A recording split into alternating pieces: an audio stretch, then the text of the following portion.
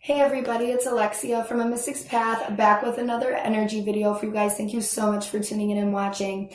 Now, this video, I want to focus on the full moon, the full supermoon that we have in the sign of Scorpio. This is taking place tomorrow, Thursday, May 7th.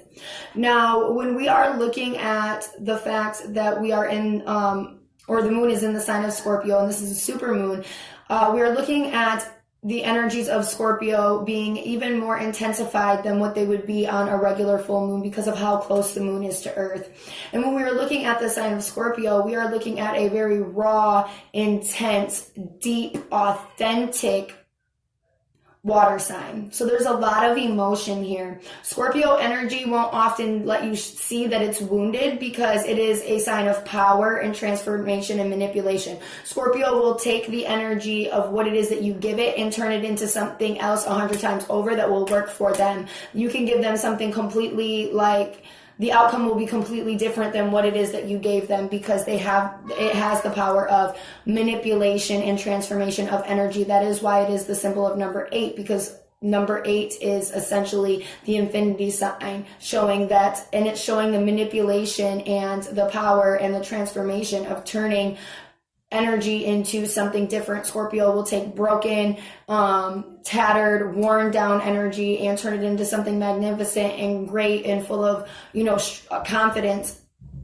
or whatever the case may be. But it can also take evil, deceptive, destructive energy and break that down so it can do no more harm and turn that into something else. Essentially, it doesn't matter what type of energy it is. Scorpio holds them all. Okay, now I want to go ahead and dive in and let you guys know what it is that I'm seeing for this week, or not this week, but this moon, and how it is going to affect us. This energy is going to be felt very strongly and kind of like wide out there because of the fact that it is a super moon. Now, when we get into looking at what this energy is kind of working to do for us, I feel like this energy is really focusing on almost evaluating our, I don't want to say our pain, but the things that we want to transform, the things that we want to let go of that cause us pain. And it's almost an evaluation of what that is. When we're looking at the energy into the cards, the first spot is where this energy is going to affect us the most. And we have the 8 of Wands and the Ace of Wands. So this is showing me that this is kind of like straight up impulsiveness, that you are kind of just ready to full steam ahead charge to kind of drop what it is that you need to drop, what it is that you want to let go of to be able to move forward and go straight ahead. That there's this impulsive feeling. Again, when we have that really big impulsive energy to just move through, when we have the energy of Scorpio, it can be almost like, if we're not careful, it can almost feel like a power trip. We can feel like we know it all. We can feel like we know everything. We don't have to take others' warnings and others' heeds about how we're doing things, how fast we're moving, and if we're doing it about a positive way. And it's because, I don't want to say it's because they think that they know everything, but it's because they are determined and confident in their abilities to do what it is that they're going to do. But be careful with that in a sense, because we, although it can destroy, we want to make sure that we are doing this in a positive way. You don't want the energies to kind of get out of hand because of the way that you are working with them, if that's making sense. Now, when we get into the energy of how this is going to affect us mentally, we have the 4 of Swords and the 4 of Wands. And this is we're looking for structure here. And this is the highlight of the energy of the number 4. So we're looking at going in mentally and reviewing what steps that we need to take to kind of get through this. And this is, kind of or to get us to our celebration. And if it's not what steps that we're going over to take, it's you're reviewing the idea of what it is that you the type of celebration or the type of happiness that is encompassed in what it is that you want. I feel like we're focusing on what it is that we want things to look like, past letting go of the things that are holding us back, whether that be trauma or, you know, a person or a situation or deep pain from the past. And I feel like within this, we need to, again, have a plan that, you know, that I was talking about, is that it's a plan of what steps go next to what it is that we need to do to get this type of celebration, to get to this type of place to where we're like kind of setting up to celebrate. It's like the celebration after you have succeeded, almost, in a way. How this energy is going to affect us mentally, we have the Knave of Chalices and the Chariot. And this is saying that we have this emotional draw, this emotional pull to just move forward. Like I was saying, that impulsive energy to just full steam ahead, to drive forward. And this is where, again, when I was seeing the plan over here in the mental state, we have to kind of combine this together, our energies of, you know, wanting to just go full steam ahead, but also with the energy of review that we need to do with reflection on what it is, like on like also practicality, what it is that we need to do in a way that's going to make sense. Because if we're just going full steam ahead, then it's not going to make any sense. We're going to have a lot of almost like fires to put out in the end. We might get to our end goal, but at what cost? At what cost is it going to, you know, what cost is going to perpetuate, or what is the outcome cost after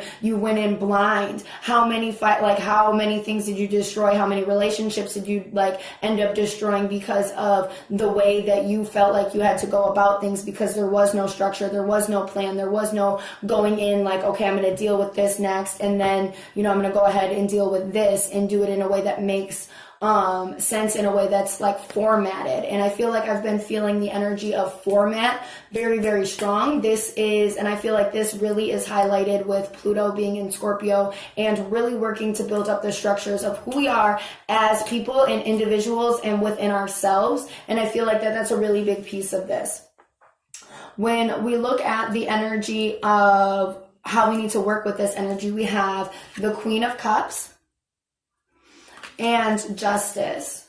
So this is saying that, again, like there needs to be pros and cons weighed on what it is that you are taking action on. So you're using your intuition, and then you're looking at what is the most important, not what is the most easiest to deal with, because we can honestly deal with that last, right? Because it's the easiest to deal with. So we're looking at what's the most important. What is the most important piece for us to start with? And we're listening to this intuitively. It's not something that would logically make sense. We're listening to this intuitively. What piece do we need to deal with right now that is the most important? And you're like kind of weighing it, but you're weighing your options intuitively, okay? It's not something that you're writing down on necessarily paper. It's something that you know within yourself that you're pulled to. You have to work on this thing first and then this thing next. And that's kind of how we need to work with this energy. We have to go within and listen to our intuition. Now, conclusion, this is what this energy is working for.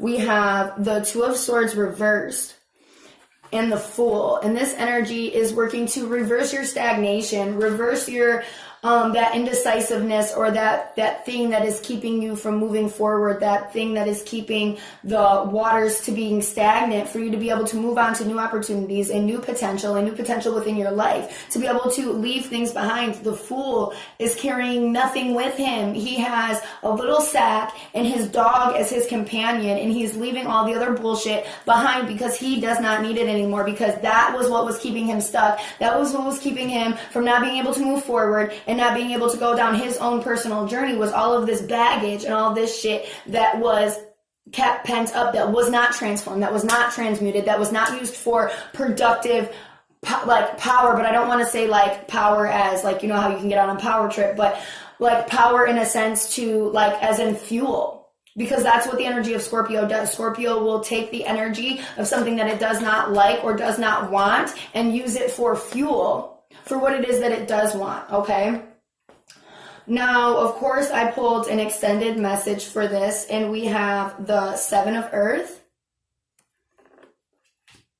the Five of Fire, Fairies and Sylphs, the Four of Water, and the Seven of Wands. And this is saying that this is going to, it's going to be an energy of watching how much you give to others while we are under this full moon, and while this energy is kind of working throughout the, these next couple days that we're under. So watch how much you're giving to others, because you have battles yourself that you are fighting. Like straight up, like these could be demons that you locked in a closet a long fucking time ago that you had not wanted to deal with. So you got your own things to fight. You have to listen to, really listen to your intuition and what spirit is guiding you to do, where to spend your time and your attention. Because if you're giving too much to other people, you won't be able to defend your own things. You won't be able to work through and slay, your own personal dragons. If you are giving, if you're out here giving too much of your resources, and right now this is your internal energy for how much you have the capacity to deal with things. It will leave you dissatisfied and very unhappy, and you will not get the results that you're looking for if you are giving too much to others, or if you are a person that is automatically deflects and goes to help other people with their problems and not dealing with your own problems because it's easier to do that. You're going to end up dissatisfied, and you're going to help somebody else work through something and still be stuck in a place where you're going to have to kind of work harder to get to the point where kind of everybody else is. If you would have fell in line with the energy, don't deflect because you don't want to have to deal, because guess what? Every year that Pluto goes retrograde, and every full moon that we have in Scorpio, you're going to be dealing with the same type of stuff. The same type of stuff is going to keep coming up. Have your lessons been learned? Have you transmuted this energy over and over again? So don't deflect and help other people and be all up in their business when you need to be going within and working on you. I mean, if somebody really, really needs your help, but I'm saying don't go out seeking to be in other people's shit when you have your own shit. Clean up your own shit. And then after you clean that up, maybe you have time to help other people with theirs. But there's a time and a place for everything. And right now you need to be focusing on you and what this Scorpio full super moon is doing for you, what it wants you to transform, the power that you, in your true personal power, what energy does it want you to manipulate to use for the best benefit for you. Okay, I hope this video is very helpful for you all, and that you guys got everything that you needed. If you feel like you need a reading specifically for yourself, please do not hesitate to contact me. Everybody have a great day.